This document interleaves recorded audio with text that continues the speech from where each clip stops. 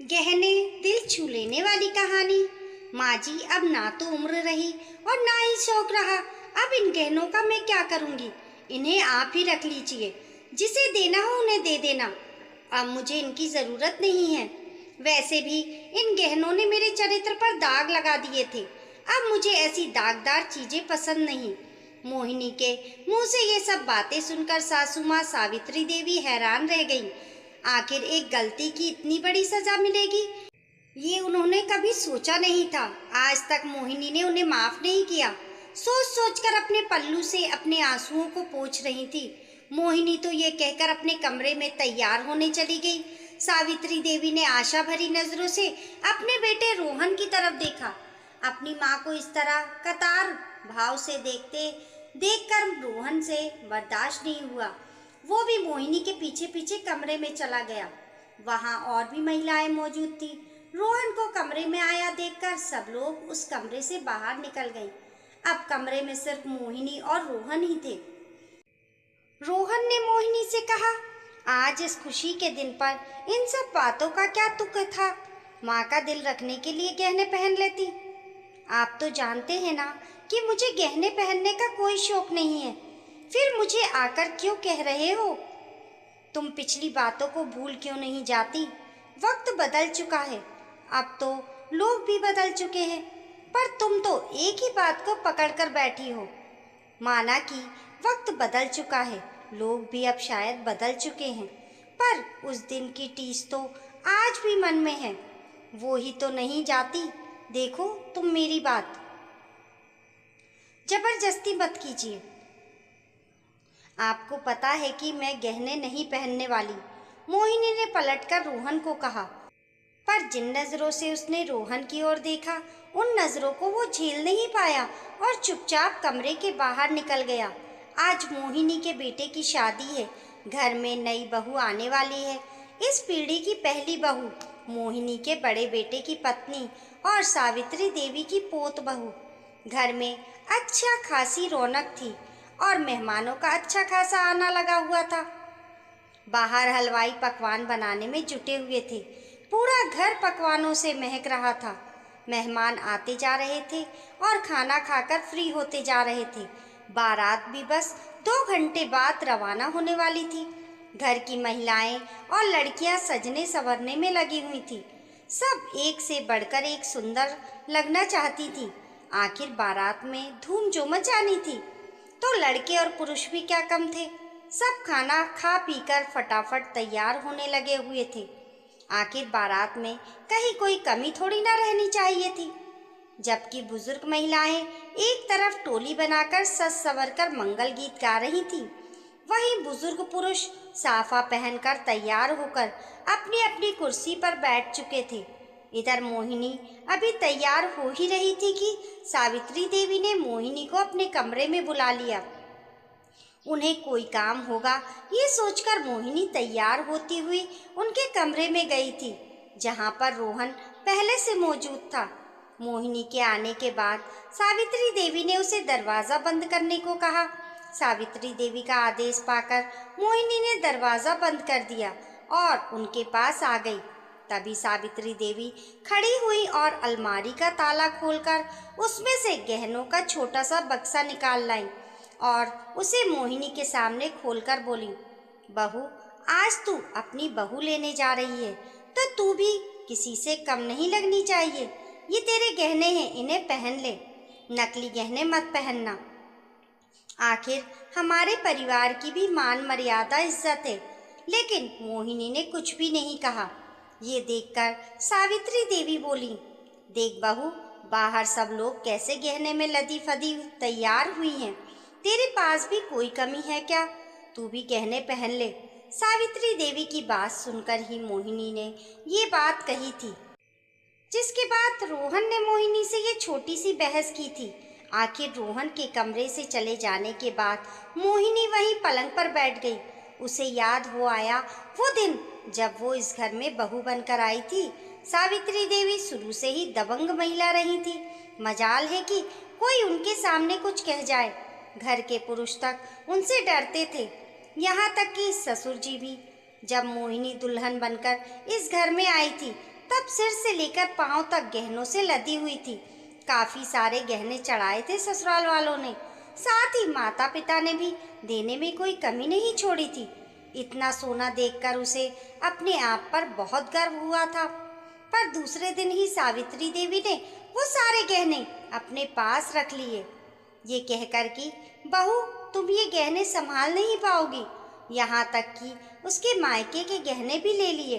मोहिनी के पास छोड़े तो चांदी की बिछिया, चांदी की पायल और कानों की सोने की बूंदें। अब नई नई शादी में गहनों का शौक तो होता ही है। ऐसा ही शौक मोहिनी को भी था। मोहिनी ने 2-3 बार गहने मांगे तो सावित्री देवी ने मना कर दिया। बहू, तुम गहने संभाल नहीं पाओगी। फालतू इतने महंगे मोल की चीज पहनने की जरूरत नहीं है। पर माँ जी, मुझे भी गहने बहुत अच्छे लगते हैं। मेरी सारी सहेलियां गहने पहनती हैं। तो तेरे अच्छे लगने के चक्कर में चोरी हो गए तो कौन जिम्मेदारी लेगा? चुपचाप घर संभाल, सहेलियों के चक्कर में मत पड़। और आखिर मोहिनी चुप हो जाती। पर इस बार उसके छोटे भाई की शादी पक्की हो गई। मायके से बुलावा भी आ गया। अब उसे पूरा यकीन था कि सावित्री देवी उसे गहने दे देंगी। लेकिन सावित्री देवी ने उसे तो सिर्फ उसके मायके के गहने ही दिए, ससुराल के कुछ भी नहीं। पर मोहिनी तो उसमें भी बहुत खुश थी। कम से कम गहने तो पहनने को मिल रहे हैं। भाई की शादी में बड़ी खुशी खुशी वो गहने पहन कर गई थी। शादी वाले दिन सावित्री देवी अपनी शादीशुदा बेटी मीनाक्षी और बेटे रोहन के साथ वहां पहुंची। वहां जब मोहिनी तैयार हो रही थी तो मीनाक्षी भी उसके पास आ गई। मोहिनी अपना हार पहन रही थी तो उसे देखकर मीनाक्षी ने कहा, भाभी, ये हार बहुत सुंदर लग रहा है, क्या मैं इसे पहन लूं?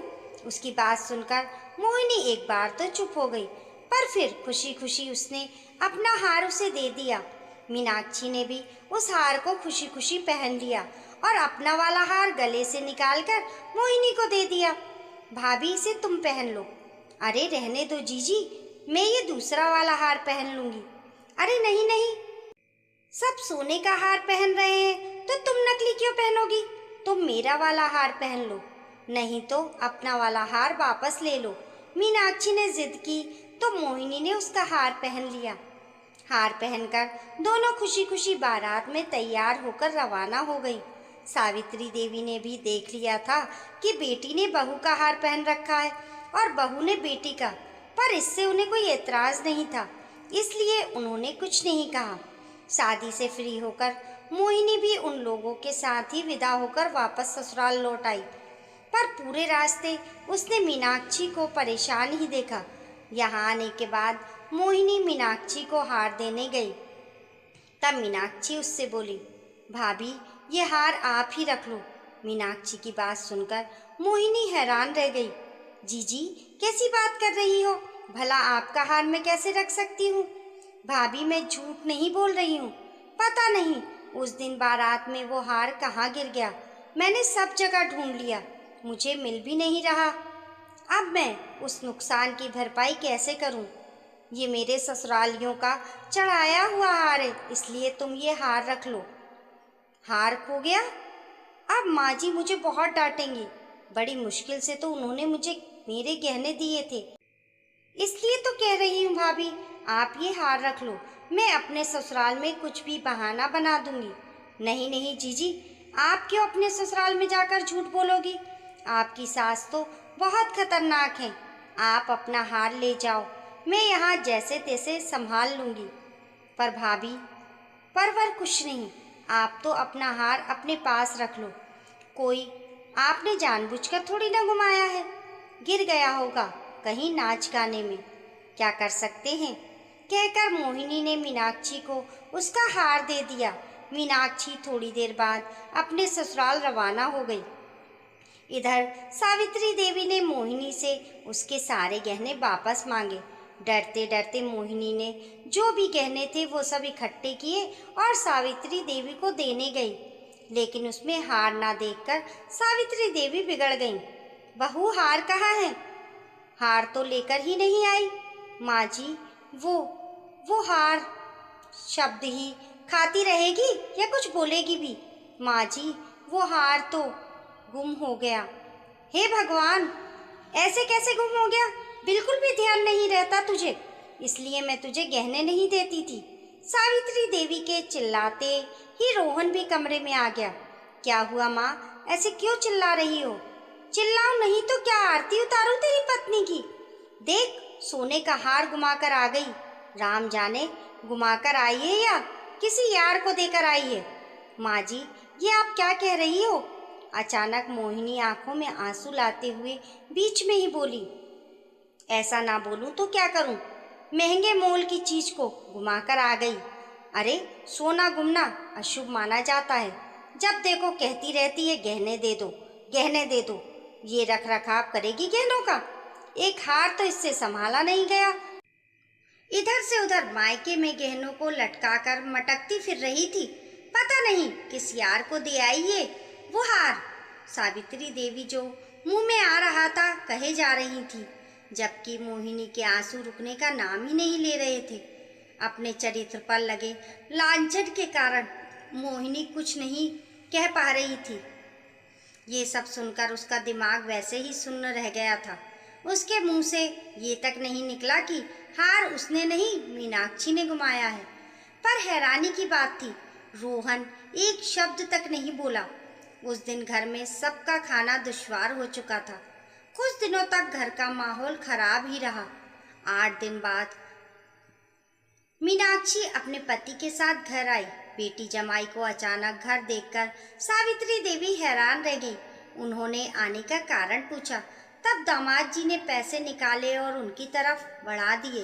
वो हैरानी से उनकी तरफ देखने लगी।